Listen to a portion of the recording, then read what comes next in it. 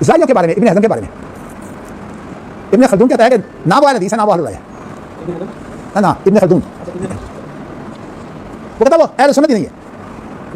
ابن خلدون کہتا ہے ابن حزم کے بارے میں ابن حزم کے بارے میں ابن خلدون کہتا ہے کہ وہ نہ اہل حدیث ہے نہ اہل رائے ہے، کیونکہ یہ دونوں مختلف جو ہے اہل سنت کے ہیں.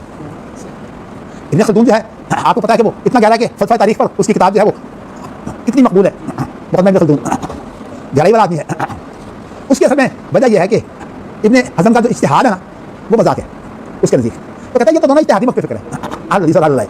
یہ تو یہ بتاتے ہیں کہ اہل سنت کا معنی ہے کتاب و سنت دونوں کی بنیاد ہے. امام ابو حنیفہ ہوں یا امام نقی ہوں یا اور ان کی بنیاد کتاب و سنت ہے. تو کتاب و سنت بنیاد ہے تو اہل سنت ہے. وہ کہتا ہے کہ اصل میں ابن حزم تو یہ کرتا ہے کہ اپنا ایک ذہن بنا لیتا ہے پھر اس کے بعد کتاب و سنت تک کیا پہنچا کرتا ہے. میں اس کی فی الحال آپ کو صرف 2 مثالیں دے دیتا ہوں. ایک مثال تو جو ہے وہ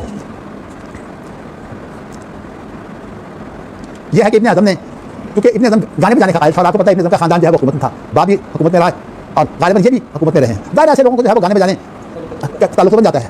بخاری کی حدیث ہے کہ ایک ایسا زمانہ آئے گا جب کہ یستحلون الحرا والمعازف الحریر والمعازف وغیرہ اس طرح کی حدیث. اس کا مدینہ یونیورسٹی کے طالب علم کے طور پر جو جوابات ہیں نا بڑی تفصیلی مولانا عبدالغفار حسن نے ہمیں دیے تھے. ابن حزم کہتا ہے یہ حدیث صحیح ہے بخاری.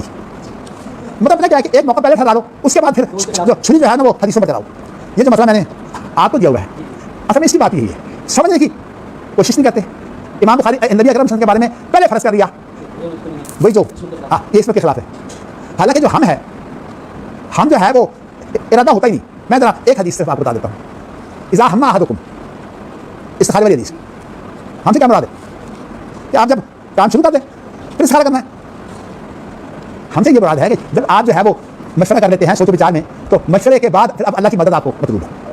تو اس لیے اللہ کی مدد مانگنے کے لیے جو ہے وہ آپ استخارہ کریں. تو مشورے کے بعد انسان کا ذہن ایک جگہ پر ٹک جاتا ہے کہ میرا جو ٹھہراؤ آیا ہے ایک چیز پر اب میں اللہ کی مدد مانگتا ہوں.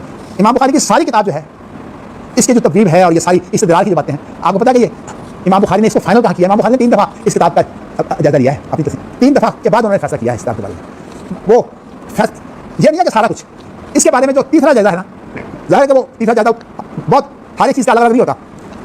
انہوں نے ہر روز جو جائزہ لیتے تھے استخارے کے بعد تو کہنے کا مقصد یہ اچھا روزہ میں ریاض جنہ میں بیٹھ کر مطلب یہ ہے کہ ایک ٹھہراؤ کے بعد دن میں ٹھہراؤ ذہن میں ٹھہراؤ اس کے بعد استخارہ آتا ہے. اس لیے بات تو صرف اتنی ہے کہ آپ ان باتوں میں پڑھنے کی بجائے کہ حدیث بخاری کی ضعیف ہے یہ ہے وہ ہے آپ اس پہلے بتائیں کہ یہ اعتراض بنتا ہے جب ہم جو ہے اس کا گناہ نہیں ہے. ہاں اگر ہم سے آپ آگے بڑھ جائیں یعنی آپ نے دن میں ایک بات ٹھہرائی ہے اور ٹھہرانے کے بعد آپ جو ہے اس کو شروع کر دیں. مجھے آپ کو صرف یہ بتانا ہے کہ ابن خلدون نے ابن حزم کو جو ہے وہ اہل سنت ہی شمار نہیں کیا.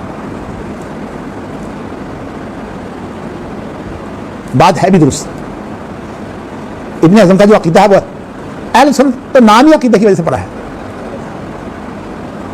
ابن حزم کا عقیدہ کتنا اہل سنت کا نہیں ہے اس کی تفسیر کی اس کو ضرورت نہیں ہے. اس کے بعد جب وہ اہل سنت میں سے نہیں ہے تو اس کے بعد اس کا جو اجتہاد ہے اس پر ویسے بہت محنت دی گئی طاہر السلام نے لیکن طاہر السلام کا پی ایچ ڈی اسی موضوع پر ہے. ابن حزم کا نظریہ اجتہاد اور جمہور کا نظریہ اجتہاد اس کا تقابلی مطالعہ لیکن کچھ نقطے آ گئے ہیں. تو کہنے کا مقصد یہ ہے کہ یہ وہ وجہ ہے کہ ابن خلدون جو ہے وہ ابن حزم کو جو ہے نا اہل حدیث مانتا ہے کیونکہ اس کا اجتہاد جو ہے وہ مذاق ہے. بہت زیادہ افراد تفریق. اس کی تشریح پھر میں کسی کو کروں گا، یہ موضوع جو ہے وہ لمبا ہو جائے گا. لیکن آپ دیکھیے بالمقابل اس کے ابن خلدون کے بعد ابن حزم کی جو الملل والنحال ہے اس کے حاشیے پر ایک اور کتاب ہے ملل والنحال شہرستانی. ملل والنحال میں جو ہے وہ فکری اختلافات کی بہت اہمیت ہے. شہرستانی فکری اختلافات کا ماہر نہیں ہے. ابن خلدون تو ہے فکری اختلافات کے فلسفے جو ہے وہ بیان کرتا ہے. شہرستانی نے کیا کام کیا ہے اس نے آل حدیث اور رائے کا تقابل کرتے ہوئے معتزلہ اور جامعہ کو بھی جو ہے وہ آل رائے قرار دیا. جی اس کی مشہور مثالات بشر مریسی کون ہے معتزلی ہے جامعی ہے. بہت بڑا فساد کی بنیاد ہے یہ امام رشید کے دربار میں. اس کو جو ہے وہ اس نے آل رائے قرار دیا ہے. حالانکہ یہ اہل حدیث اور اہل رائے کا جو مسئلہ ہے یہ ایک عقیدے کا ہے ہی نہیں. عقیدے میں تو امام ابو حنیفہ ہوں ابراہیم نخعی ہوں تمام کا تمام یہ جو ہمارا دور سلف کے لوگ ہیں، تمام کے تمام جو ہیں وہ عقیدہ میں سلفی ہیں. تو میں آپ کو بتانا چاہتا ہوں کہ یہ چیزیں جو ہیں یہ اگرچہ باریک ہیں تو شارستانی نے جو ہے وہ بشر مدرسی کو آلوش بات کیا ہے. تو اس کا مطلب پتہ کیا ہے کہ اب یہ بات بڑی اہم ہے. میں یہ بات کرتا ہوں علیہ کو غصہ آتا ہے کیونکہ عام رجحان ہے زاری کی اصل میں جو اصطلاح ہے نا وہ مولانا حنیف ندوی نے ان کے لیے لفظ استعمال کیا حرفیت پسندی کا کہ یہ حرفوں کے پیچھے جاتے ہیں. آپ کو پتہ ہے یہ سارا جو موضوع ہے یہ اس میں فیما بولا کا نا کا لفظ ہے، بات صرف حرف کی ہے. ہاں، اور اس کی بنیاد کیا ہے کہ سب سے پہلے اللہ کے رسول کی عصمت داغدار ہوتی ہے. اگر عصمت داغدار نہیں ہوتی تو یہ مشکل پیدا نہیں ہوتی. اس کے بعد جو ہے اب بخاری کی حدیث جو ابن اعظم کا رجحان ہے اس میں کئی حدیثیں جو ہیں میں نے ویسے آپ کو بتایا کہ ابن اعظم کے چونکہ اصول سارے منطق فلسفے کی بنیاد پر ہیں، آپ حیران ہوں گے. اس لیے ابن اعظم جو ہے وہ شریعت نماز کی ہر حرکت کے وجوب کا قائل ہے. ہر حرکت واجب ہے، یہ سنت اور مستحب اور ایسی چیزوں کا وہ قائل ہی نہیں ہے.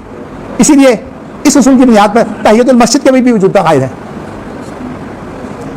میں بتانا ہی چاہتا ہوں کہ ابن حزم نے اگرچہ اصولی بات آزادانہ کی ہے، اسے توازن قیمتی ہے اپنا ذہن کھولنے کے لیے. میں نے بہت مطالعہ کیا ابن حزم کا، لیکن یہ ہے کہ پھر مطالعہ کرنے کے بعد جو ہے وہ مجھے وہ سمجھ آئی ہے کہ اللہ تعالیٰ نے، باقی کوئی آدمی معصوم نہیں ہے. میں اعتماد کی صورت میں کہتا ہوں کہ میں نے بہت مطالعہ کیا ہے، تقابلی مطالعہ، کیونکہ اصول کا میرا رجحان